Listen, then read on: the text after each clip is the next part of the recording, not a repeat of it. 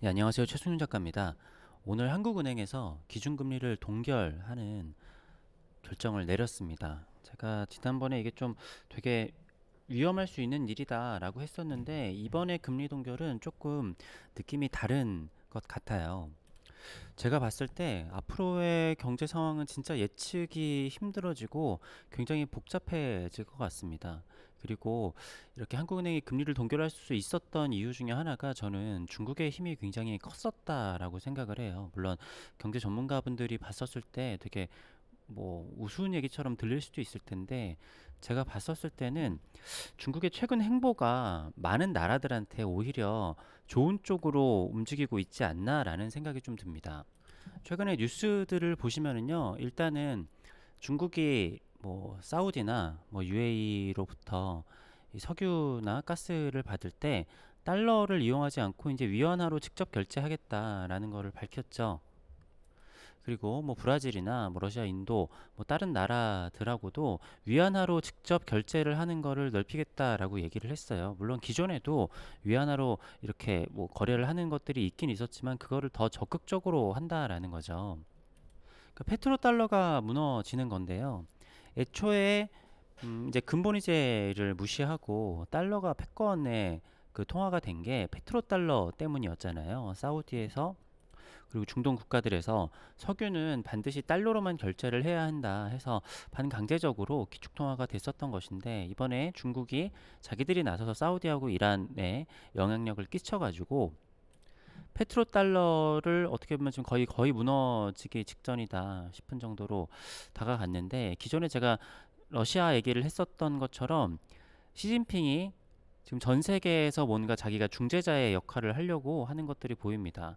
그러니까 중국에 지금 뭐 유럽에 정상들도 찾아갔었잖아요. 그러니까 사실 여기 지금 써 있는 이 나라들만 그런 게 아니라 지금 전 세계의 많은 나라들이 위안화 직접 결제와 위안화에 조금 더 동조를 하고 있어요. 그게 뭔가 나쁜 의미다 아니면은 뭐 중국 편이다 막 이렇다라기보다는 자기들이 살기 위해서는 어쩔 수가 없는 거였습니다. 자, 뭐냐면은 자, 보통 예전부터 전 세계에 경제 위기가 있거나 아니면은 그냥 미국발 경제 위기가 있더라도 마찬가지였어요.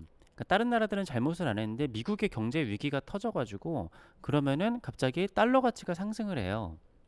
달러 가치가 상승을 하면은 다른 나라에서 어, 외환 위기가 발생을 하게 됩니다. 그래서 몇몇 나라가 망하죠. 그래서 다른 나라들이 망하는 거를 발판으로 미국이 다시 이익을 보고 다시 뭔가 경제를 제대로 정립을 하고 뭐 그런 것들이 있었어요. 뭐 옛날에 일본도 마찬가지였고 미국이 사실은 다른 나라들을 망가뜨리면서 자기네가 이렇게 성장을 하는 것이 있었단 말이에요. 물론 그게 무조건 나쁘다고 볼 수는 없을 것 같기도 해요. 왜냐하면 제가 초반에 말씀드렸는데 앞으로는 굉장히 복잡해질 수 있습니다.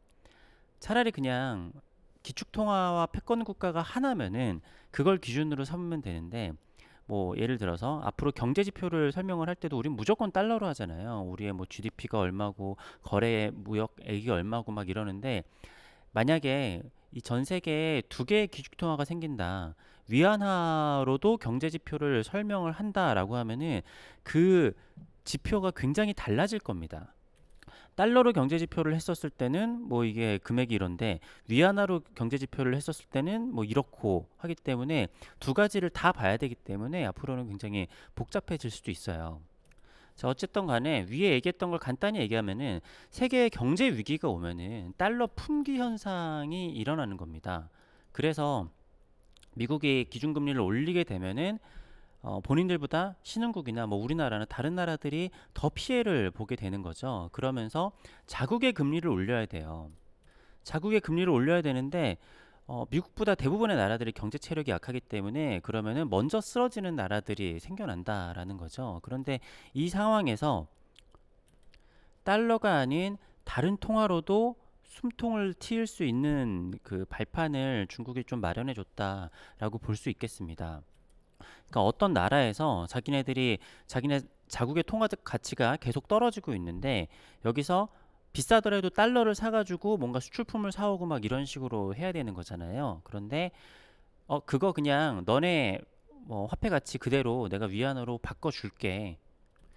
왜냐면 이걸 보시면은요, 중국의 기준금리는 지금 3.65로 되게 높아 보일 수는 있겠지만, 이게 지금 3.65고 3.85에서 오히려 조금씩 떨어지고 있어요. 그리고 이게 변화가 되게 급격한 게 아니라 2000년 정도부터 3.85에서 이제 3.65로 내려와서 이 금리의 변화가 별로 없고 안정되어 있습니다.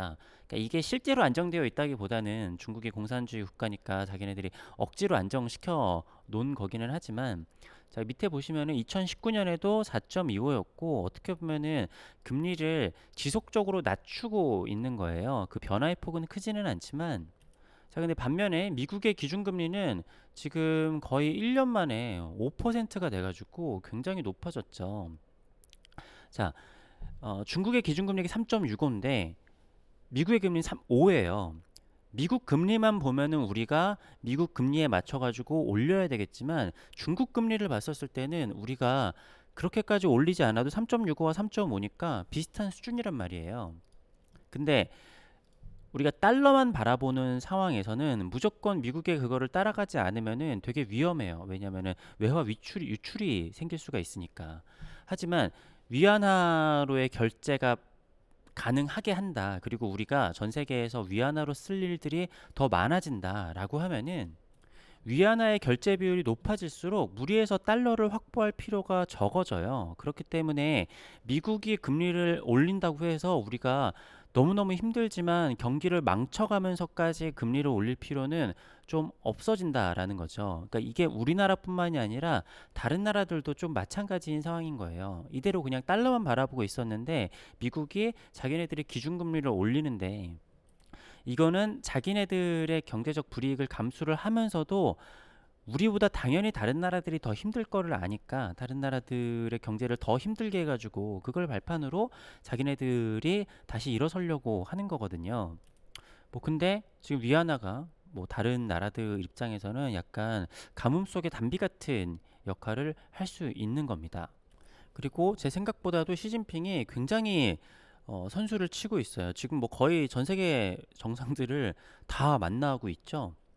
그러니까 바이든은 지금 그럴 수 있는 상황이 아니란 말이에요. 지난번에 말씀을 드렸지만 오히려 경기가 좀 더 꺾이고 실업률도 좀 더 올라가고 경제 위기가 온 상황에서 드라마틱하게 뭔가 정책을 펼치고 또 국제사회에서도 여러 가지 활약을 하면서 뭔가를 올려야 되는데, 시진핑이 지금 바이든이 적극적으로 움직일 수 없는 상황에서 자기가 약간 선수를 치고 있는 것 같고, 그리고 이 타이밍에서 나라들이 우리나라도 그렇지만 더 이상 버티기 힘들어라고 하는데 숨통을 좀 트여줘가지고 우리도 금리를 올리지 않을 수 있지 않았을까라고 생각을 하게 되는 겁니다.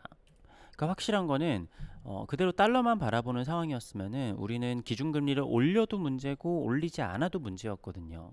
기준금리를 더 올리면은 국내 경기가 박살이 날 거고, 올리지 않으면은 우리나라 원화 가치가 떨어져서 그것 때문에 또 난리가 났었을 텐데, 어쨌든 간에 위안화라는 기댈 수 있는 것이 생겨가지고 조금 더 괜찮아지긴 했지만, 근데 우리나라의 문제는 좀 다른 나라랑은 조금 다르다라고도 볼 수 있어요. 무슨 얘기냐면은, 자, 이거는 지금 달러 가치인데 달러가 이렇게 계속 오르고 있죠. 그럼 위안화는 괜찮냐? 위안화도 계속 오르고 있습니다. 그러니까 우리나라는 위안화와 달러와 상관없이 우리 원화가 지금 약세로 가고 있다라는 거예요.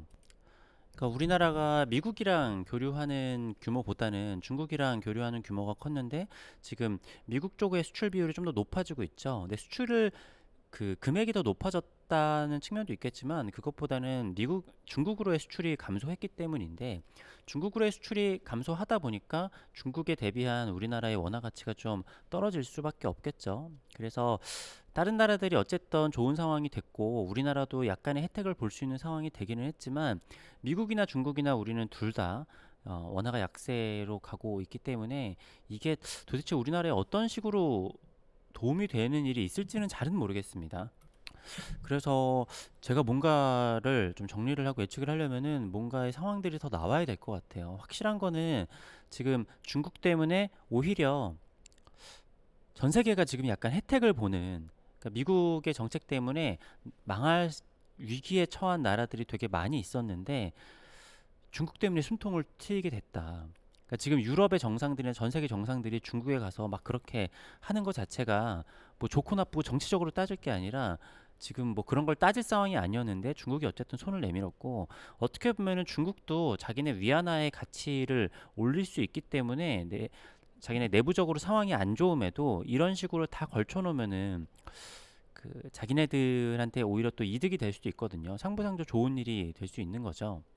그러니까 아직까지 중국은 미국이랑 입장이 다르게 다른 나라들이 망한다 그래서 중국이 이게 뭐냐 이득을 보기는 조금 어렵거든요. 아직까지는 패권 국가는 아니니까. 어쨌든 앞으로 벌어질 일들이 참 재미있을 것 같습니다. 감사합니다.